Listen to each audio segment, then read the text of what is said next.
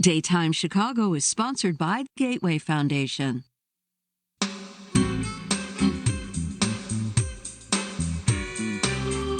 Many dads want to be seen as heroes to their kids, but if a father is struggling with substance abuse, the effects of addiction can be felt on the family. Shane Hassler, Program Director of Digital Services at Gateway Foundation, shares the unique challenges for dads struggling with addiction. Making a phone call to ask for help really kind of is stigmatized, especially with males, right? It's like you're supposed to be able to handle it on your own and do these things, right? And be the breadwinner or whatever it might be. Right. So making that phone call is kind of an act of vulnerability, but can be very powerful, right? So it was very difficult to do in my own experience to make that first phone call to ask for help, but it became a very powerful thing. Let's say, then how do you have the conversation about addiction with your children as you go through recovery and then remain on this road to sobriety?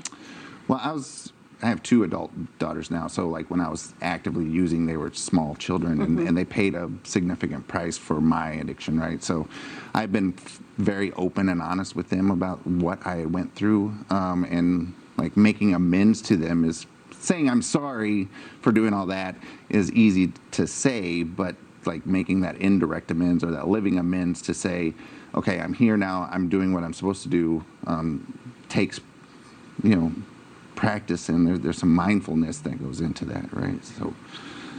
So do you, as you go through the sobriety road, do you find it's a tough balance where you had to seek out recovery, but you're still the dad? You still have to be respected as that father figure. Yeah, I mean, but breaking that down with just that open, honest conversation, there is guilt and shame, right? And I know that my addiction wasn't just harming me, it was harming them as well. So I'm very grateful that they found it in their hearts to find some forgiveness for me, to having put them through that. But, like I said, being there and making that living amends as time goes on, really, they might not notice it as much as I do, but I can tell that relationship is stronger than it's been in the past. Well, and then how do you forgive yourself to continue on to be that dad? Because it is a disease. Yeah, having compassion for yourself isn't necessarily an easy thing either, because people, that guilt and that shame can be overwhelming to some, and saying, there's nothing I can do about the past. Once again, making that living amends. Right. I can't do anything about what happened except for prove to you now that I'm going to be here, but making that call, right, to a place like Gateway Foundation to get that process started is like really the key. So when I first started my journey into recovery, I made a phone call to a family member, but I knew that family member wasn't going to be able to be the support system that I needed, right? So I reached out to a treatment facility and said, look, with her support going into treatment, that's what I need, right? So, treatment professionals,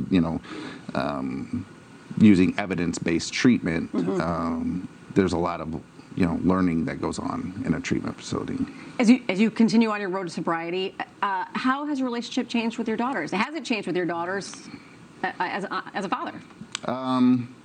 It's very good. My relationship with my daughters is very good, right? So being invited to family functions and just being able to call one of them up and say, hey, do you want to go to a baseball game or whatever, and them say yes, or just answer the phone, and that wasn't like that for a long time, and like I said, they paid the price for my addiction, and so we're still, it's a work in progress, right? It's a journey, not a destination, and I plan on being there for them as time goes on. Yeah, and you think about going forward, all the things you do get to do that you wouldn't have gotten a chance to do had you not sought recovery with Gateway. Yeah, absolutely. So I do have a granddaughter too, and being a part of her life in any capacity is something that wouldn't have happened if I was still actively using. So the blessings of my recovery are tenfold. So how do people get started?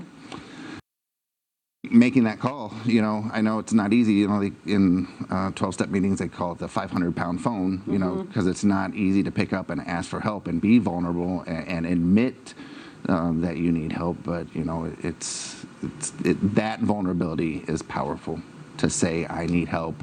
How can I get help? So calling a facility like Gateway, and Gateway's number is 855-925-GATE. I mean, that's the initial step, and just overcoming that hesitation, that thought of the weakness or whatever, Yeah. Because that weakness is actually a strength. Yeah, if you or someone you know is struggling with addiction, you can reach out to Gateway Foundation. The information right there on your screen.